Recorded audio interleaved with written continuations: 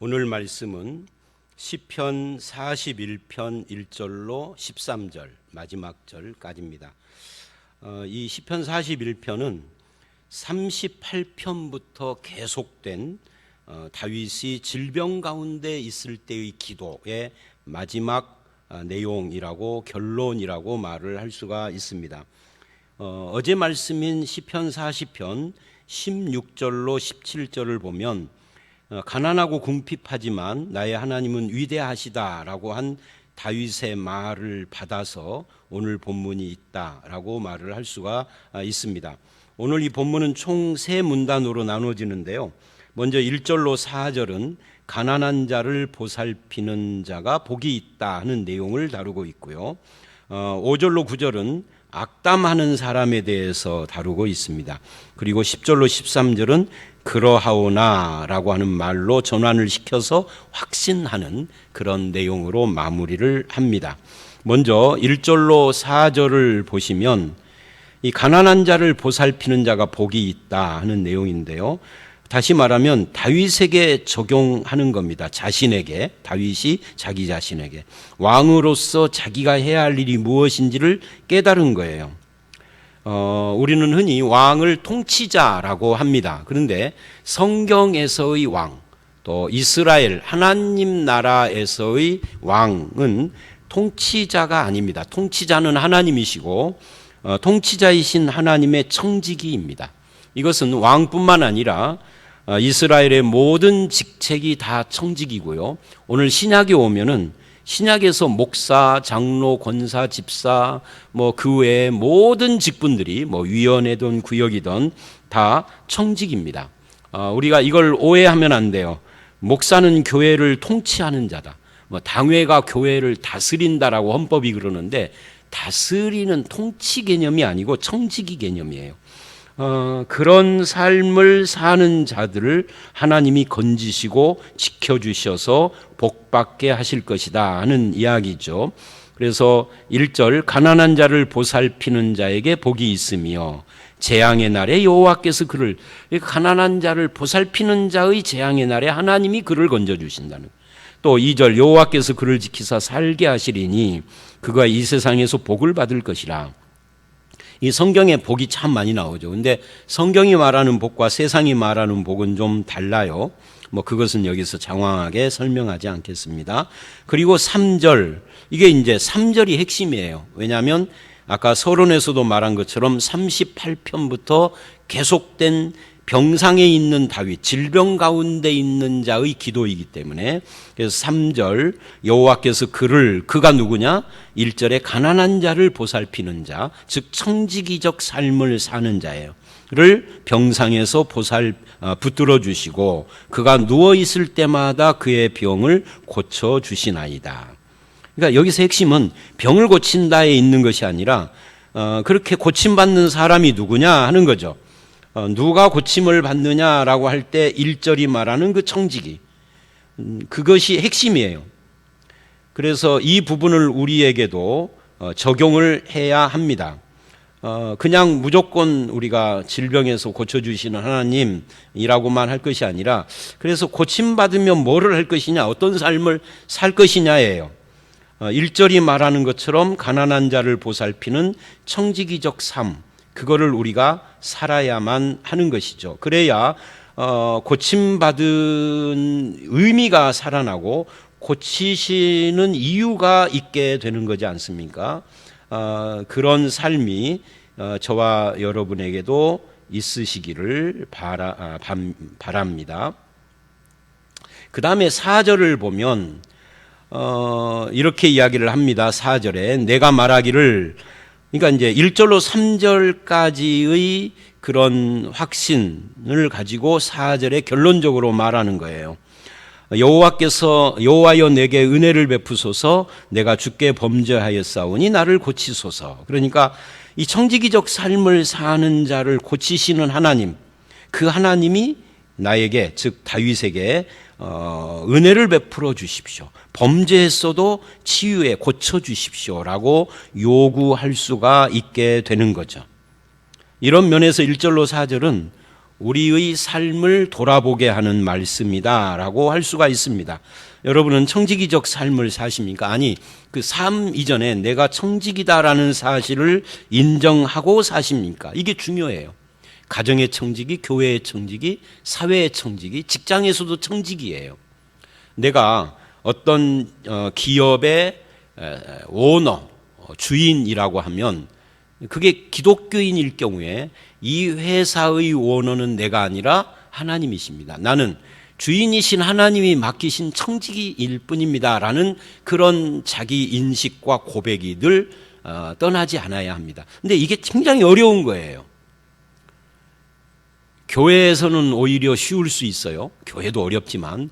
그러나 내가 피땀 흘려서 이뤄놓은 내 이 사업이 내 것이 아니고 하나님의 것이라니, 그런 생각이 드는 거죠.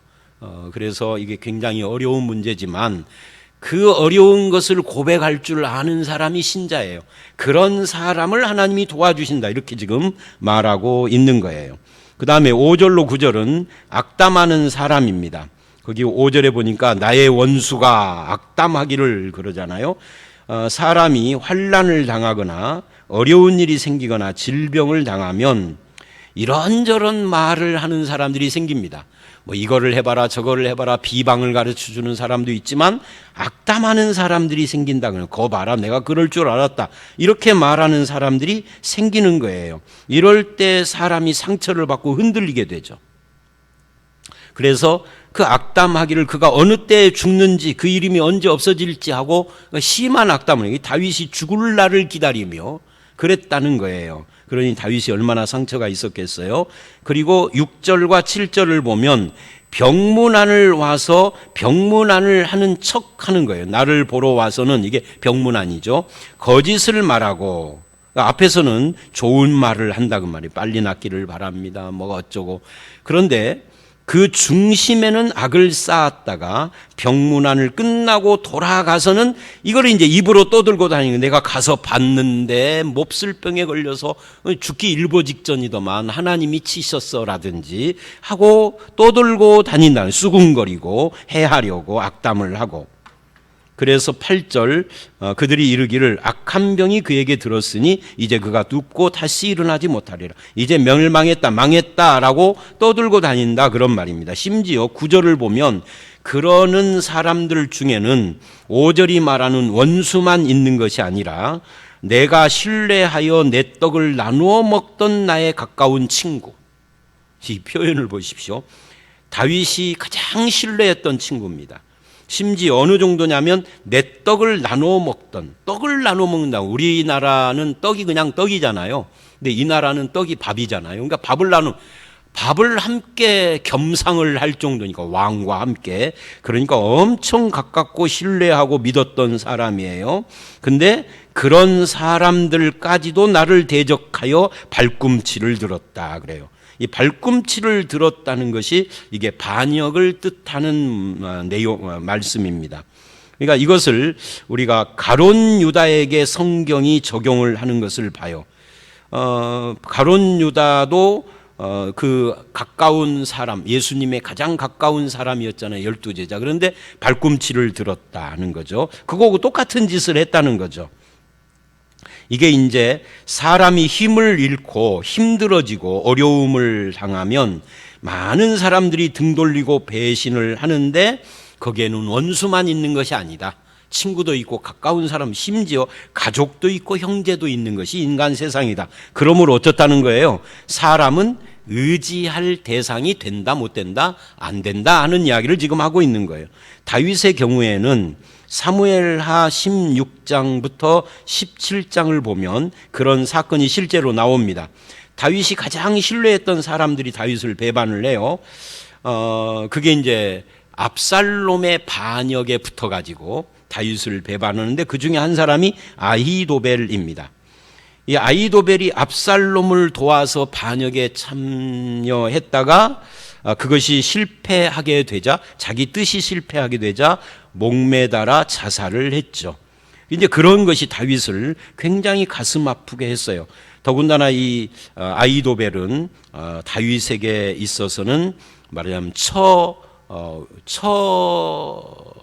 처할아버지, 그러니까 자기 처인 밧세바의 외조부예요.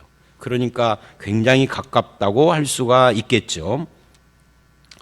그러나 우리는 여기서 10절 이하를 가기 전에 성경 전체적인 맥락에서 이런 것을 보게 돼요. 그렇게 대적을 하고 가까운 사람도 발꿈치를 들었는데 유다의 그런 배신을 통하여서 인류의 구원을 이루신 하나님처럼 이런 배신이 다윗을 망하게 하지는 않는다. 오히려 그걸 통하여서 더 큰 깨달음을 얻게 되고 하나님께 더 가까이 가는 계기가 됐다. 사람을 의지하고 믿을 것이 아니라 하나님을 의지하고 믿어야 된다라는 신앙의 교훈을 주었다 하는 것을 알게 됩니다. 그래서 이제 10절로 13절을 보면 그러하오나라고 하면서 확신을 이야기를 해요. 사람들은 배신을 하지만 그러나 여호와는 내게 은혜를 베푸신다. 이게 이제 중요한 거예요. 여러분, 세상은 우리에게 은혜를 베풀지 않습니다. 여러분, 세상의 원리는 이거예요. 우리가 행한 대로 갚는 것. 이게 세상의 원리입니다. 성경에 하나님도 행한 대로 갚으신다는 말씀이 있지만 그러나 그 행한 대로 갚으시는 것보다 더 큰 은혜를 이야기를 하는 겁니다. 그러니까 세상은 우리가 행한 대로 갚을 뿐만 아니라 사실은 어떻게 보면은 내가 행한 만큼도 안 돼요. 그거보다 훨씬 더 악한 거죠. 그런데 여호와는 은혜를 베푸시고 나를 일으키사 그들에게 보응하게 하시기를 원합니다 하고 확신을 하는 거예요. 이것으로써 내 원수가 나를 이기지 못하오니 주께서 나를 기뻐하는 줄 내가 알았나이다. 그러니까 다윗은 이 경험을 통하여서 하나님이 나를 기뻐하신다, 하나님이 나에게 은혜를 베푸신다 하는 것을 절실하게 깨달은 거죠. 그것만이 내가 살 길이다 하는 것을 아는 거죠. 12절 주께서 나를 온전한 중에 붙드시고 영원히 주 앞에 세우시나이다. 하나님이 붙들어 주시는데 영원히 붙들고 세우신다. 온전하게 붙들고 세우신다. 그래서 13절 여호와를 영원히 찬송할지로다 하고 마무리를 했어요. 여러분도 이런 경험 하십니까? 원수가 나를 해치려고 하고 또 친한 친구가 나를 배신하고 질병이 나를 누르고 그리고 사람들이 수군수군 하는데 이제 좀 망했구나, 이젠 죽게 생겼구나, 아니면 실패자가 되겠구나 라고 하는 상황 속에서 하나님께서 여러분을 은혜 가운데 붙들고 계신다라는 것을 깨닫고 믿고 일어서는 경험, 이게 신자들의 경험입니다. 세상이나 나의 환경이나 상황은 나에게 희망을 주지 못하지만 하나님은 우리에게 은혜의 소망이 되시고, 세상은 나를 욕하지만 하나님은 나를 기뻐하시고, 세상은 내가 망하기를 기다리지만 하나님은 나를 영원히 붙들어 주시는 그런 은혜의 역사를 늘 경험하며 하나님께 영광의 찬송을 돌리는 그런 저와 여러분들이 다 되어지시기를 주의 이름으로 축원합니다. 함께 기도하겠습니다. 하나님 아버지, 하나님은 가난한 자를 보살피는 자에게 복을 주시고 그런 청지기적 삶을 사는 자에게 은혜를 베풀어 주시는 줄 믿습니다. 질병 가운데 고생하는 형제 자매들이 우리들 가운데 많이 있습니다. 암 수술을 했거나 또는 다른 수술을 하고 회복 중에 있거나 또는 수술을 기다리고 있는 분들도 있고 또 여러 가지 질병으로 치유 중에 있는 또는 투병 중에 있는 분들이 있습니다.